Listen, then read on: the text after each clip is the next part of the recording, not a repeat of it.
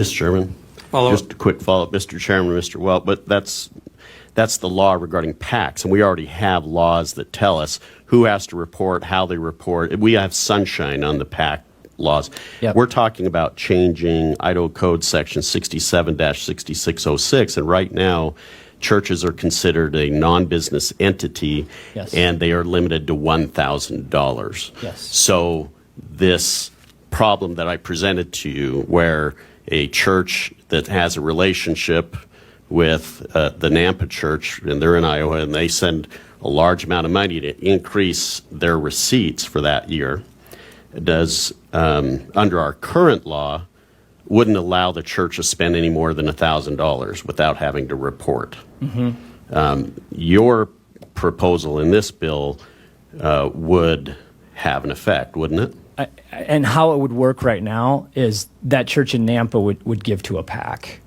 And I don't see that changing. Let's go to some testimony. Paul Luer. Why is he recording me? You guys are calling. If I'm recording and some kid walks by, that is not pedophilia. Thank you, Mr. Chairman, members of the committee. My name is Paul Luer, and I'm a pastor and elder at the Well Reformed Church right here in Boise. Currently, Section 6606 Idaho Code places me as a pastor in an impossible situation.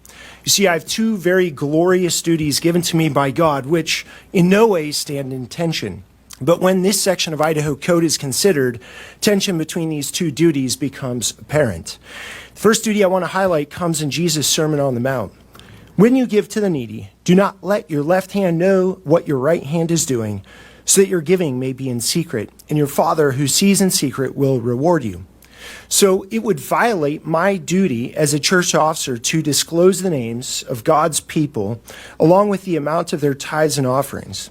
My second duty is this: I am charged by God to speak and act on issues of righteousness and unrighteousness.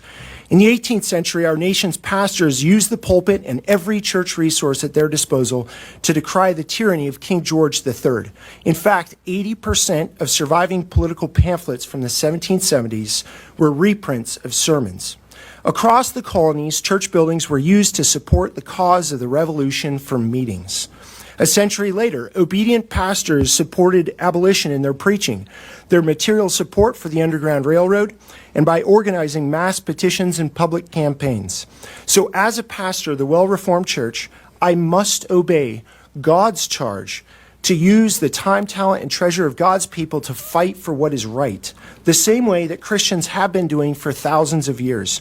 So as you can see, this section of Idaho Code has a chilling effect on our exercise of religious duties.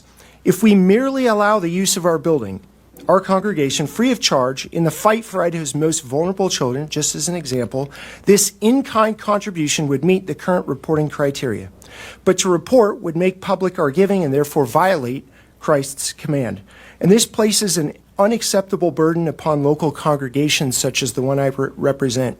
So, good senators, I urge you to recognize the God-given right of Idahoans to obey these two duties before God without interference from the state of Idaho. Thank you, Mr. Speaker. Thank you, committee members, and I'm very happy to stand for questions.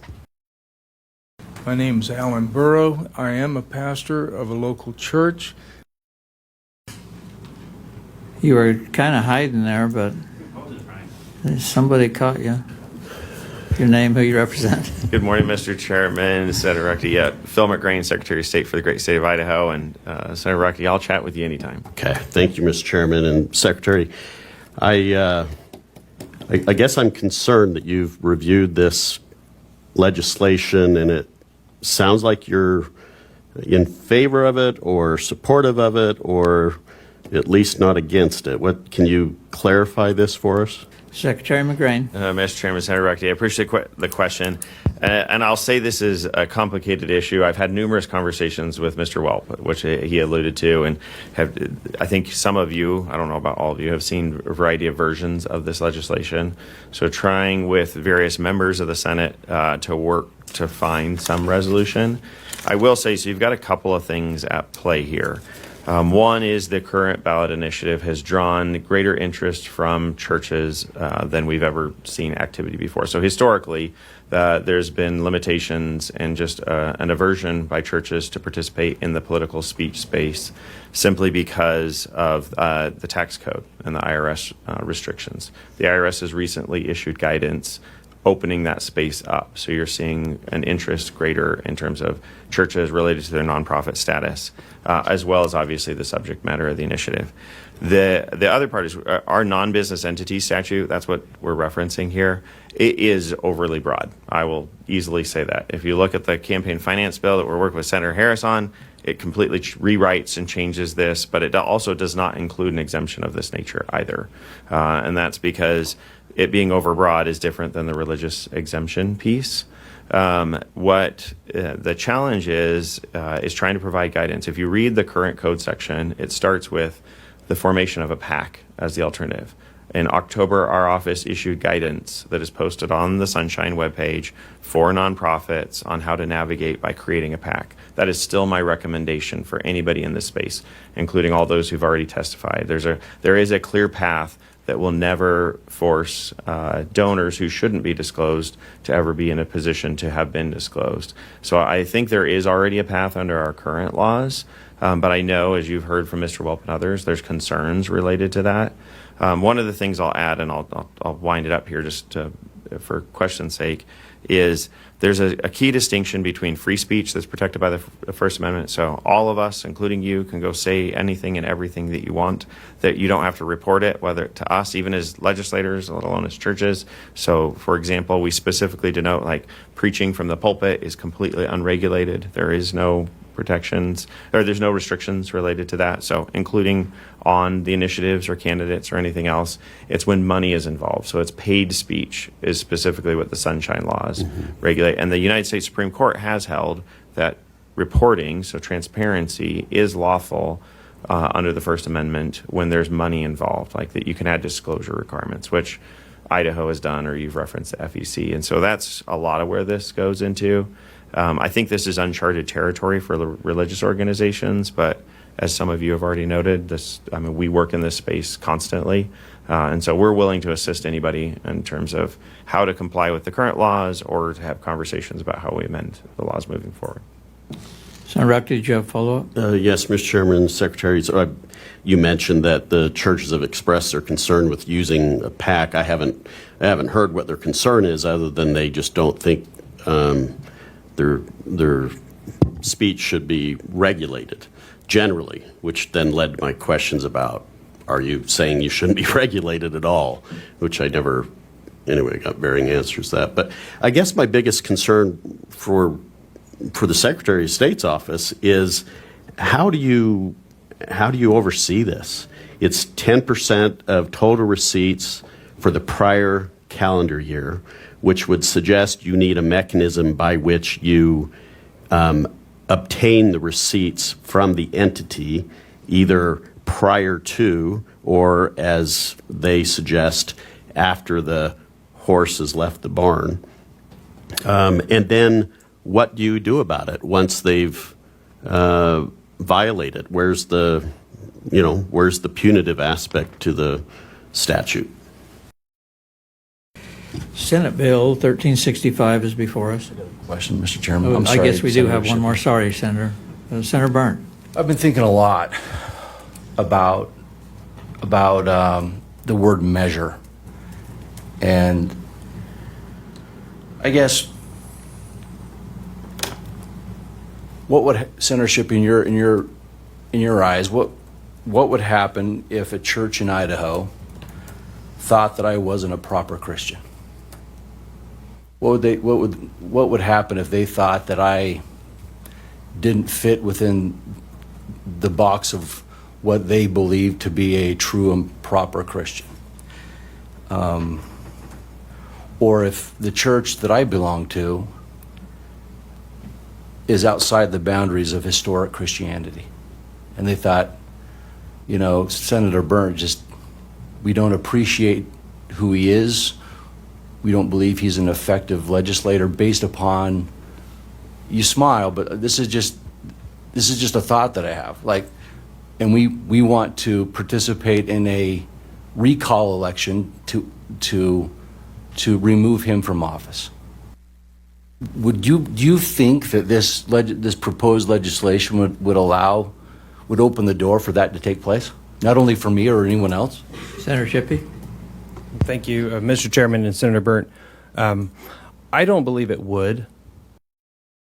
You know, churches on the other side to, on the other side of an issue to combat and so forth. And there are 1,000 what ifs. What if somebody started a church and checked all the boxes of a religious organization so that they could fit into that and go after Senator Burnt or Senator Taves or whoever it might be. I suppose anything is possible. Senator Taves? I move we send Senate Bill 1365 to the 14th order for possible amendment. Second.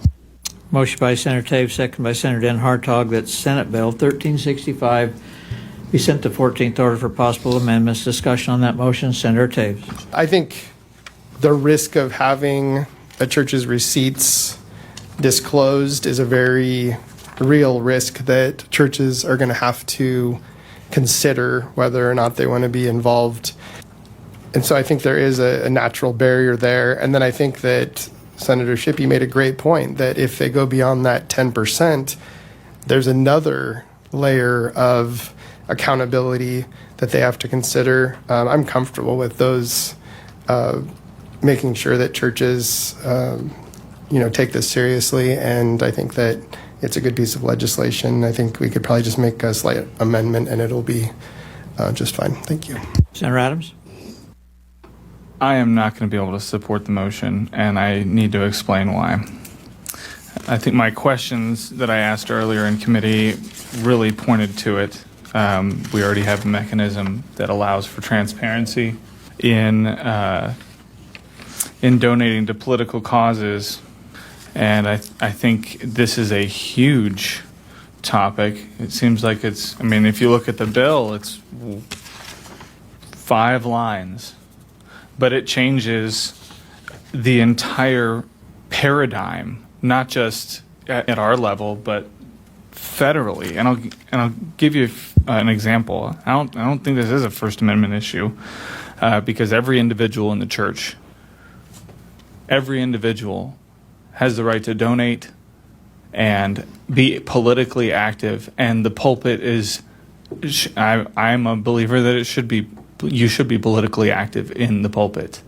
But there's a difference between your members giving money and the church giving money. And part of that is because the church's income, their donations, all those things, are tax deductible. They're tax deductible. And when you donate to a PAC, it's not. We have this clear line between the institutions that have been given these exemptions, and one of the costs of that exemption is when it comes to the institution, not to the church globally, individually, whatever, but when it comes to the institution, there is benevolent neutrality that has to play for there to be a separation between, or every church just turns into a super PAC. So I think this opens up a huge can, and I don't think we can fix it on the amending order, Mr. Chairman. Motion to go to the 14th either. My concerns extend beyond the definition of measure. Senator Ruckte. Mr. Chairman, I'd like to make a substitute motion to hold the bill in committee. And if I get a second, I'll speak to the motion. Motion by substitute motion by Senator Ruckte, seconded by Senator Adams, that Senate Bill 1365 be held in committee. Discussion on the motion. Senator Ruckte. I still haven't been given a good answer to the question.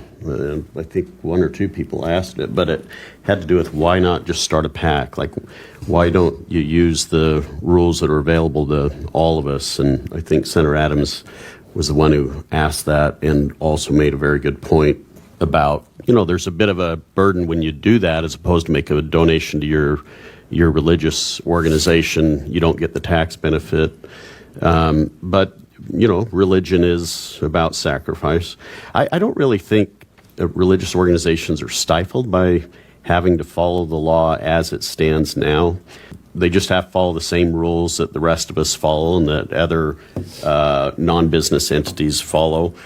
So I have to tell you, I worry about this degrading of the wall between church and state that we keep going down. I know others don't necessarily have that same concern, but I certainly do. As soon as you meld those two, civil authority and religious authority, what is right and proper in our civil life gets dictated by what is right and proper with whichever religion has the power to influence state laws. So I just think this is a bad idea, and we should just, do the old render to Caesar the things that are Caesar's and to God the things that are God's, and keep these separate.